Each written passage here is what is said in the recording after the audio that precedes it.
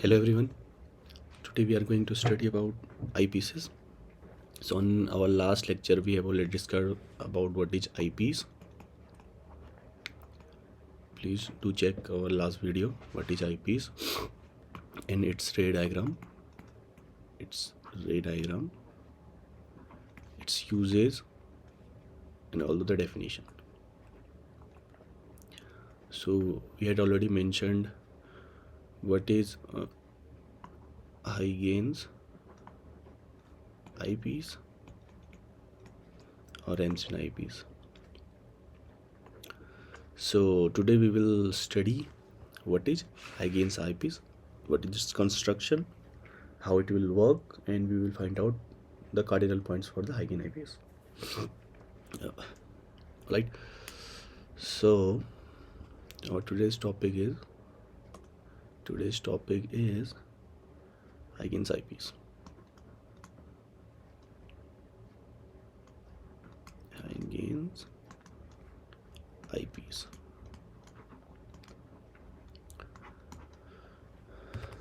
So the use of eyepiece is only just for to remove the chromatic and spherical aberration from a lens system, and this is used in our many optical systems like microscope, telescope. So Huygen eyepiece is one of them.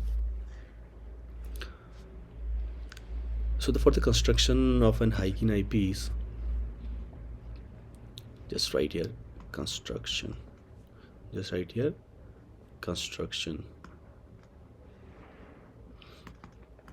So for a construction of Huygen eyepiece, we can say it consists of two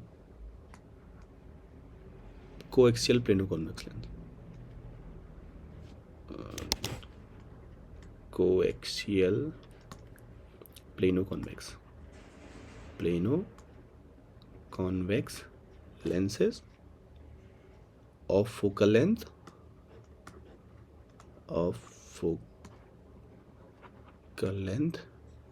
in the ratio 3:1. Alright, so where 3 is for field lens and this is for eye lens.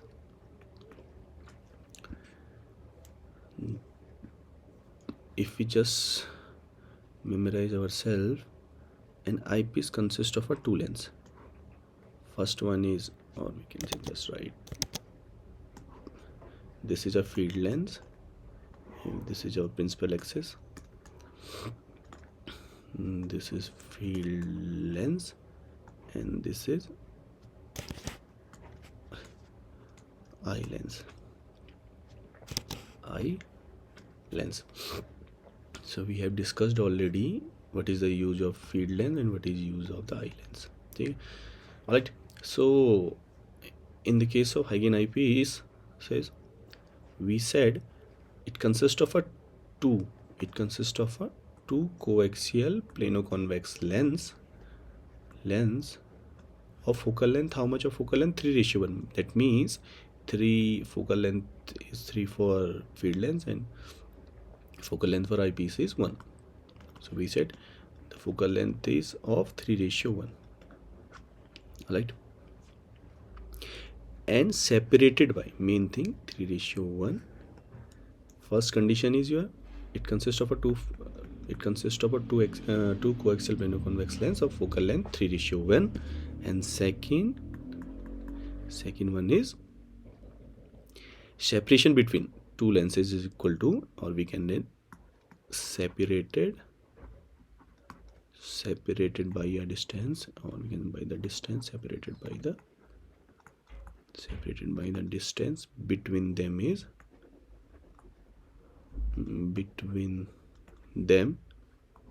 is equal to the difference in their focal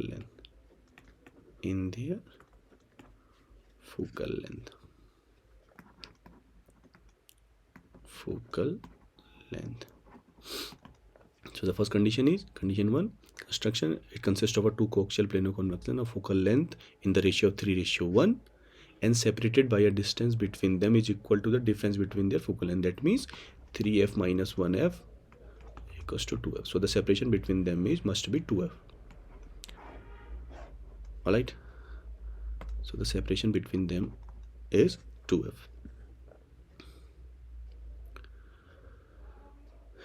If you make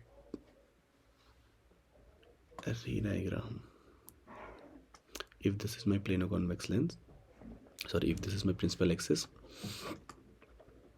so we said we have a two coaxial plano convex lens. This is a one side plano convex lens. Say this is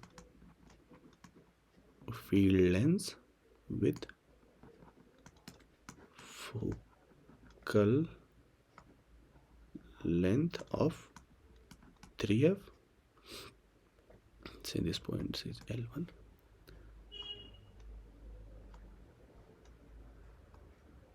And another plano convex lens, say L2 point is here. Say this is right here, right? This is a eye lens with focal length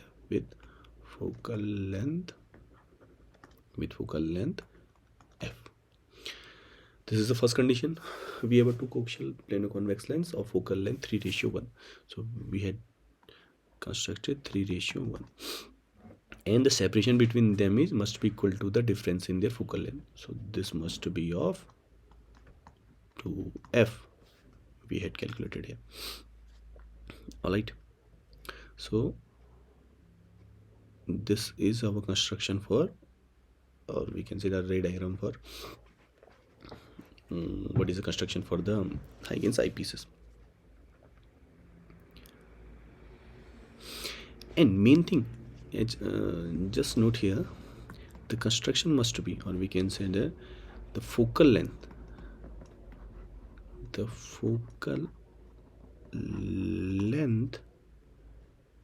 and the position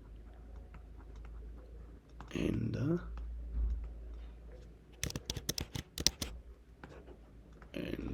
positions of the two lenses are such that the system is free from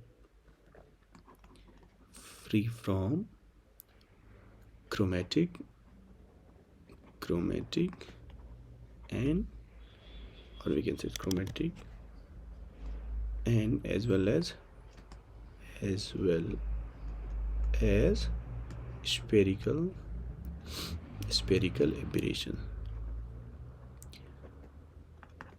Alright, that means why we use an eyepiece? Just to remove chromatic and spherical aberration from any system. So the construction must be in such a way that the focal length is of 3:1 and the separation between two lenses must be, or you can say that the separation between focal length, field length and eye length must be of 2f, and the focal length, main thing, this is important for an eyepiece, the focal length and the position. Just I marking this one, the focal length and the position of the two lenses are in such a way that the system is free from chromatic and spherical aberration. Alright, this is the principle of, or we can say that the key role for an eyepiece. This is the key role. This is the key factor for why we use any eyepiece. Alright,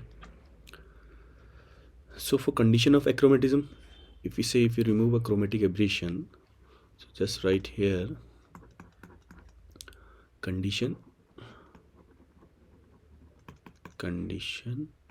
of achromatism. So the condition for achromatism is or we can say for achromatism,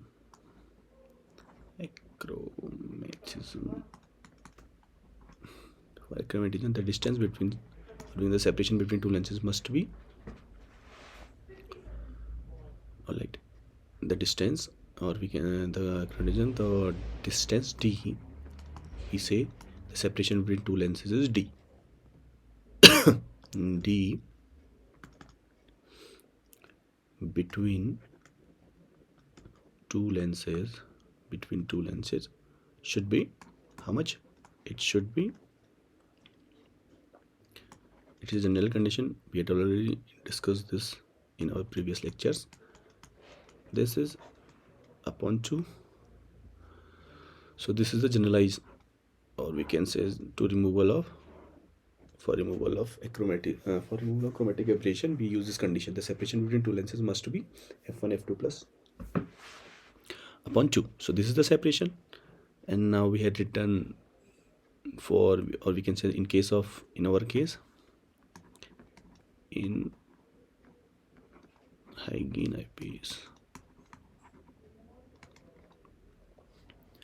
eyepiece, f1 is your how much? 3f, and f2 is your f. Just substitute this. So d must be 3f plus f upon 2. This is 4f upon 2. This is 2f. Alright. We had already mentioned here how much? The separation between must be 12. So it is free from, or we can just write here, it is free from chromatic aberration. It is free from chromatic aberration. All right. Or if you want to see how this equation comes, just recall, just to remind you, say suppose, if we write suppose the field length, and the eye length of focal length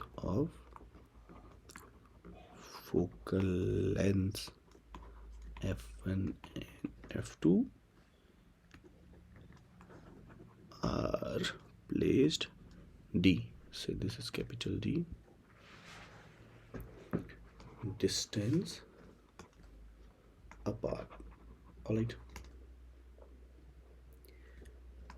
If capital F, this is a combined focal length, is the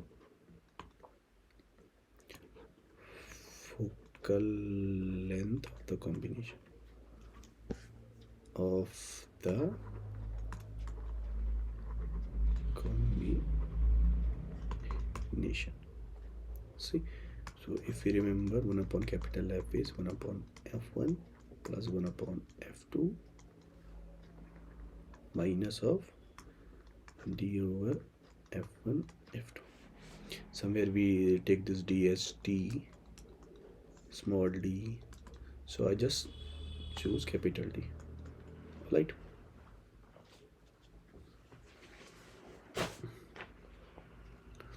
Say this is equation 1. Say this is equation 1.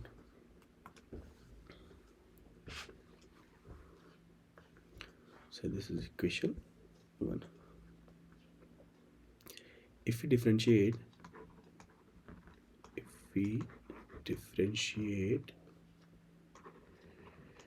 equation 1, alright, so this becomes your how much? This becomes D upon capital F on F square. Alright, this equals again, this is D small f of F1. Alright, this is F1 square minus of df2 upon f2 whole square. and this is minus sign. Say d is constant. This becomes for f1 square f2. We treat f2 as constant here. Then this is again a negative sign. This is again of negative sign. This will go f2 upon f1 f2 square. Alright, if we just multiply by multiply this negative sign inside, so the equation becomes here how much? 1 upon d f upon f square equals to df1 upon f1 square minus df2 upon f2 square. Just multiply this, or we can say just take a negative sign common, as the square becomes 1 df1 upon f1 square plus f2 plus df2 upon f1 f2 whole square. If we remember dispersive power,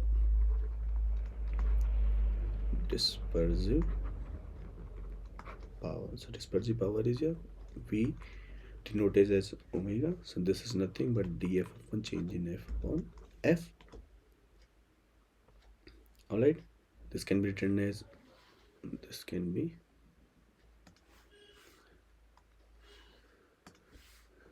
this is same is equals to forward df1 upon f. These all are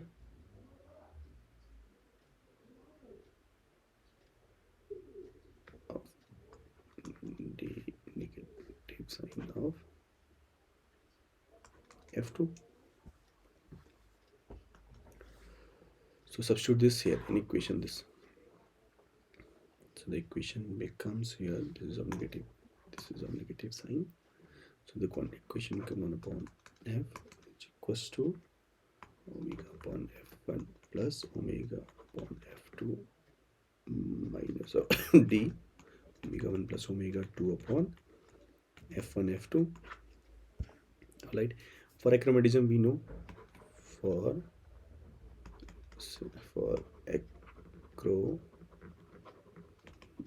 achromatism this must be is equals to 0, right? So omega upon f1 plus omega upon f2 plus of t omega 1 plus omega 2 upon f1 f2, right? This must be equals to 0. So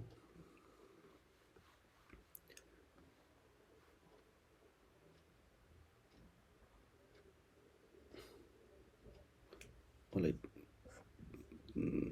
just remember this must be omega 1 omega, this is omegas, right? In dispersive we had taken dispersive as omega, so this is again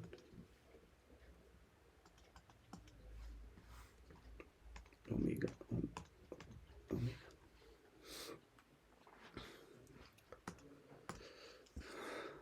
So omega upon f1 plus omega upon f2 is equals to 2d omega upon f1 f2 is equals to 0, right? So on taking omega common from this equation, the equation becomes 1 upon f1 plus 1 upon f2. Take this term here, so this equation becomes 2d upon f1 f2. Take LCM, f1 f2 just plus f1 plus f2 becomes 2d upon f1 f2, these cancel out, so the equation becomes d becomes f1 plus f2 upon 2. This is only for your recall. Sorry. Okay, so now we have calculated achromatism condition, and what should be the value of d, which is your 2f.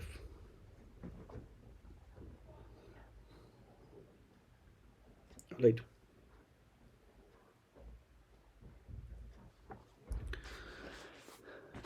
Now the next condition is our condition for minimum spherical aberration, or we can say the spherical aberration. How to remove? spherical aberration. Second condition is condition for minimum spherical aberration.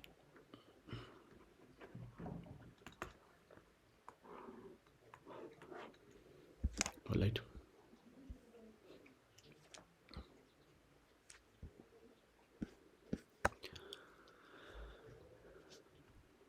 So we will write here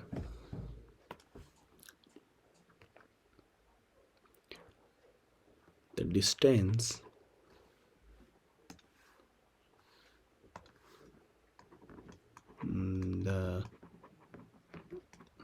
the distance between the two lenses for minimum spherical aberration. Spherical aberration should be what? As we remember, this is f1 minus f2. This is the generalized condition for minimum spherical aberration. So we know we are studying the case of Huygen eyepiece, or cases for Huygen eyepiece. We know for f1 is your 3f and f2 is your f. The construction are made in such a way that the system is free from spherical aberration. So for the Huygen eyepiece, this is 3f, f1, and f2 is your f. Just substitute here, this becomes 3f minus f is your 2f.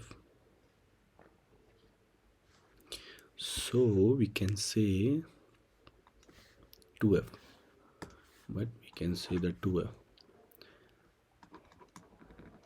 This is the distance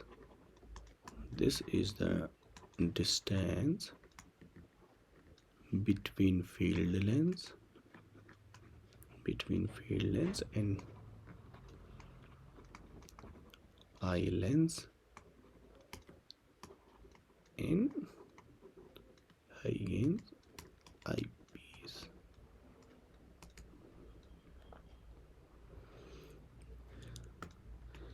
Hence,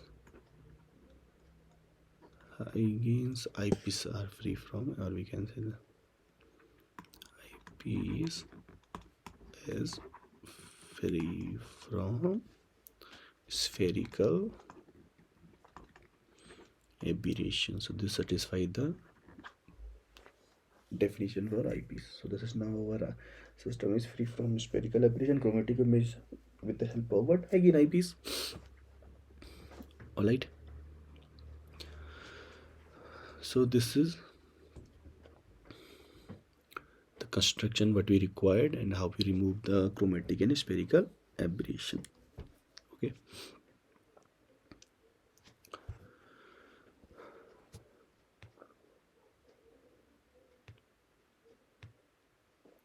Now just write the working.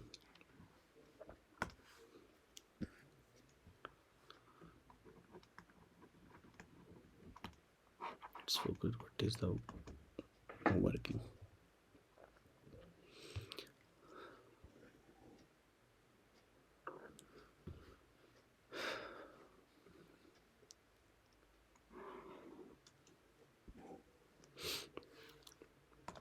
If we make a field length, alright, this is our field length, say this is L1, this is L1, alright, this point, and this is field length. If the incoming ray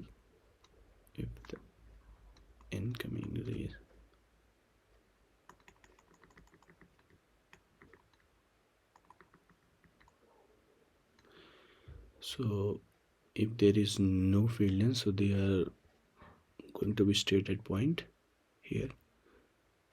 Say this is I1, just this is of a plano convex lens, just convert somewhere here.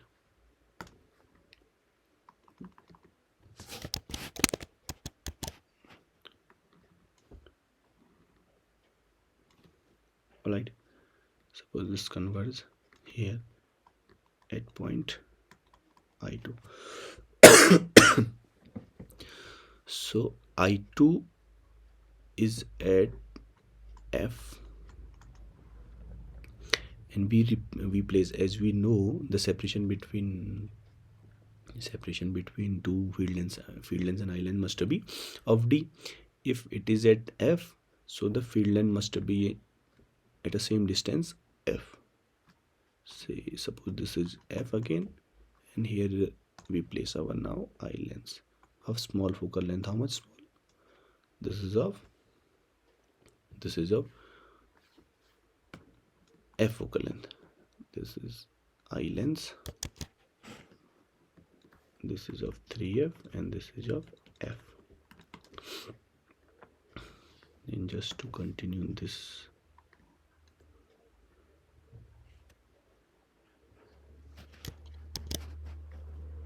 suppose this slide, if an object is placed as F, the image must be at infinity.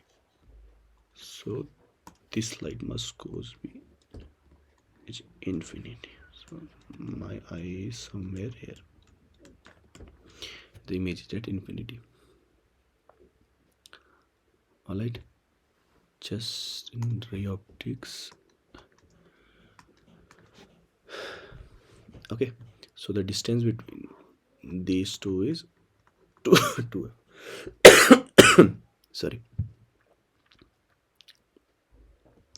So what we'll write in working, we say when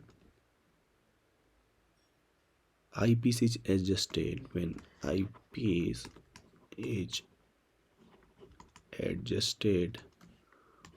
for normal vision, the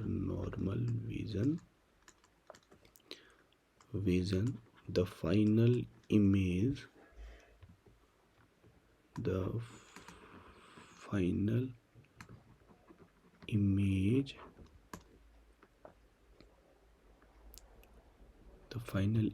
formed by it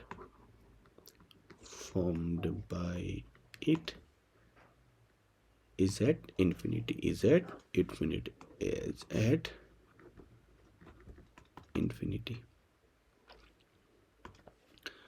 Now just continue. For this, the image formed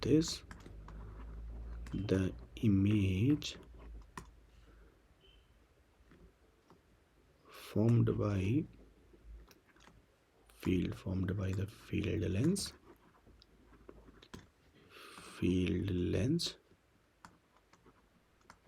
should lies in the first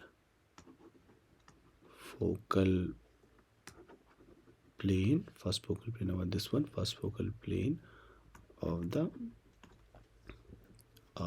eye lens,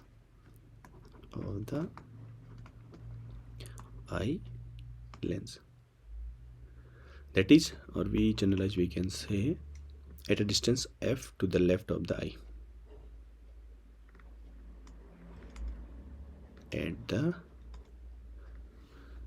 just remove the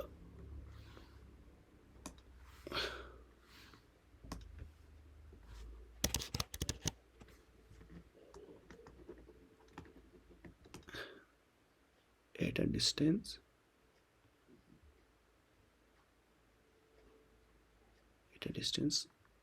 F to the left of the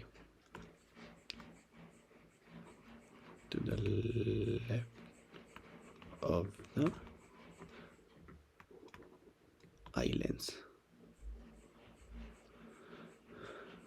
or at a distance F to the right, to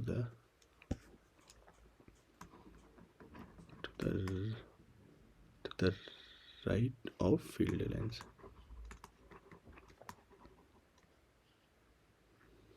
Or in sum up, we can say it is in between, or we can, the separation between them must be 2f, or either field length is placed, I2 is placed either f distance from the eye lens or f distance from a field length. Alright,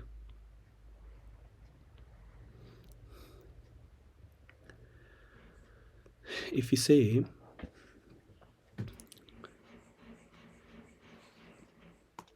just if we say for field length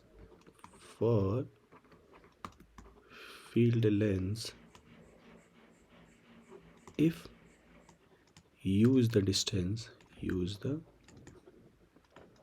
distance of I1 from the field length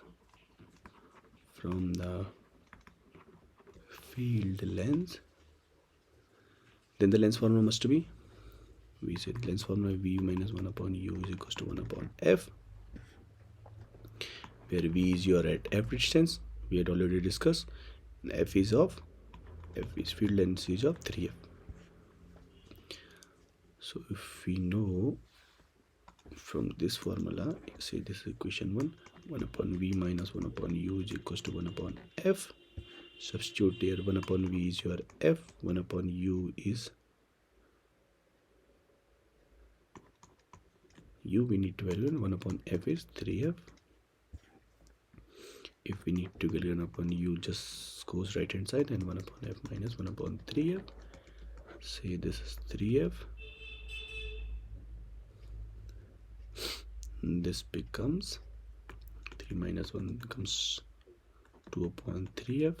So the value of u becomes 3f upon 2. Alright. So the distance, which distance? I said at this one, if this was our u, so now we had calculated this u is how much? This distance from field length to I1. From field length to I1, this is your 3f upon 2. Alright. And the positive sign indicates that the positive sign indicates that I1 is your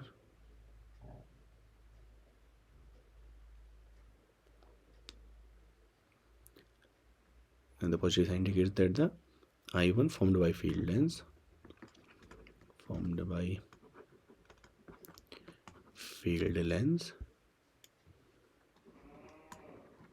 as well as image I2 formed by objective lies on the same side,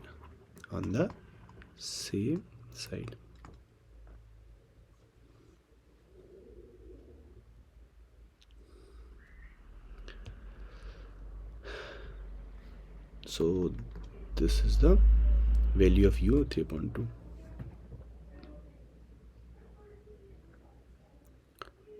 Okay, if we calculate the equivalent focal length, suppose now we have to calculate the equivalent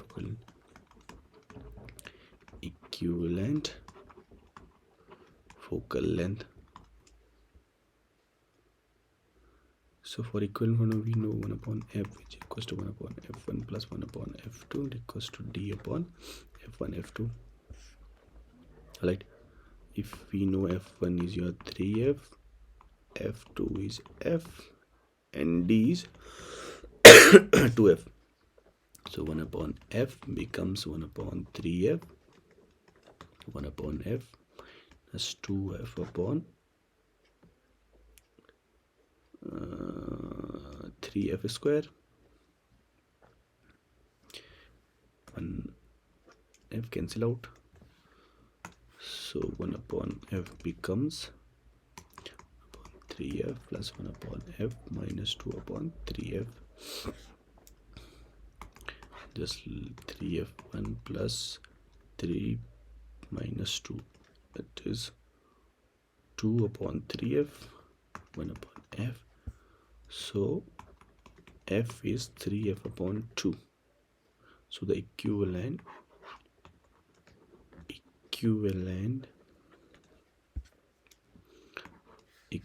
focal length for Huygen's eyepiece is 3f upon 2. Alright, so this is our Huygen's, I mean, it is how we construct an eyepiece and it's working, and how we remove chromatic and spherical aberration in Huygen eyepiece. In the next lecture, we are going to study the cardinal point for Huygen eyepiece and some numerical based on cardinal points. Thank you.